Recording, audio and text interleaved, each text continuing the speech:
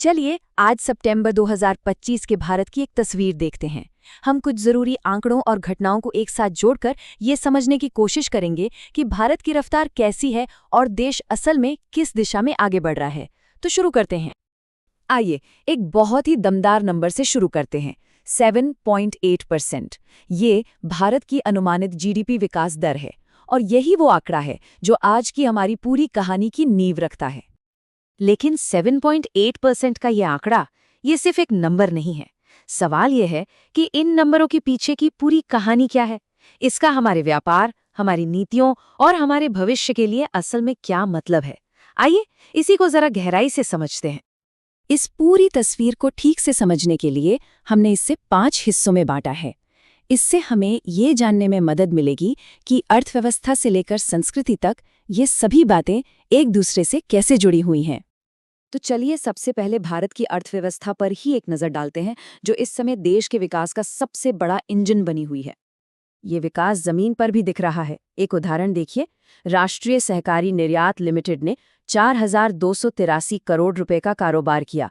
इससे पता चलता है कि सहकारी क्षेत्र भी कितनी तेजी से आगे बढ़ रहा है और इसमें 122 करोड़ का मुनाफा भी कमाया। और ये रफ्तार सिर्फ पारंपरिक क्षेत्रों तक ही सीमित नहीं है।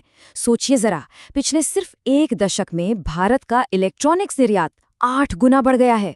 ये वाकई एक जबरदस्त छलांग है। इस आर्थिक ताकत को दुनिया के सामने लाने के लिए ग्रेटर नोएडा में अंतर्राष्ट्रीय व्यापार शो जैसे बड़े आयोजन भी हो रहे हैं। ये सिर्फ मेले नहीं हैं, बल्कि एक ऐसा मंच है जो घरेलू और विदेशी दोनों तरह के व्यापार को एक नई ऊर्जा देते हैं। अच्छा, तो देश की अर्थव्यवस्था तो तेजी से बढ़ रही है, ये तो साफ है।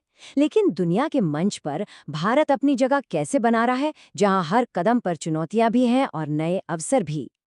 इससे समझने के लिए अमेरिका के साथ दवा व्यापार का ये उदाहरण देखिए। ये वैश्विक व्यापार की मुश्किलों को बिल्कुल साफ दिखाता है। एक तरफ अमेरिका भारतीय दवाओं पर टैरिफ बढ़ाने की बात कर रहा है, वहीं दूसरी तरफ भारतीय कंपनियां हर साल अमेरिका को अरबों डॉलर की जेनरिक दवाएं भेज रही हैं। तो ये एक बहुत ही नाजुक संतुलन है जिसे साधना पड़ता है। चलिए अब देखते हैं कि भारत अपनी इस आर्थिक शक्ति का इस्तेमाल देश के भीतर, मतलब आने वाले कल की नींव रखने के लिए कैसे कर रहा है। ये सिर्फ कुछ अलग अलग नीतियां नहीं हैं, बल्कि एक सोची समझी रणनीति है। पहला, जम्मू कश्मीर में अटल टिंकरिंग लैब्स के जरिए बच्चों में विज्ञान के प्रति रुझान बढ़ाना।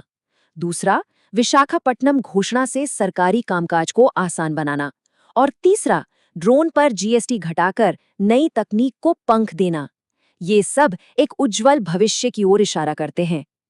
लेकिन किसी भी देश की कहानी सिर्फ अर्थव्यवस्था और तकनीक से पूरी नहीं होती है ना, उसकी संस्कृति और शासन का तरीका भी उतना ही जरूरी है। तो इस मामले में भारत कहाँ खड़ा है? सितंबर का आखिरी हफ्ता ही देख लीजिए, ये सांस्कृतिक और व्यावसायिक गतिविधियों से भरा हुआ था। दिल्ली में नदी उत्सव से लेकर उत्तर प्रदेश में अंतर्राष्ट्रीय व्यापार शो और विश्व पर्यटन दिवस तक, ये सब दिखाता है कि भारत अपनी संस्कृति और अपने व्यापार को एक साथ लेकर चल रहा है।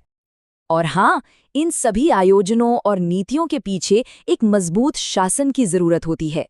नीति आयोग जैसी संस्थाएं राज्यों के साथ मिलकर काम कर रही हैं ताकि ये पक्का किया जा सके कि विकास की ये रफ्तार बनी रहे और हर किसी तक पहुंचे। लेकिन अब आता है सबसे अहम सवाल, क्या ये तेज विकास देश के उन मूल सिद्धांतों के साथ मेल खाता है जिन पर इसकी नींव रखी गई थी? भारत के पहले प्रधानमंत्री जवाहरलाल नेहरू का ये कथन आज भी उतना ही सच है।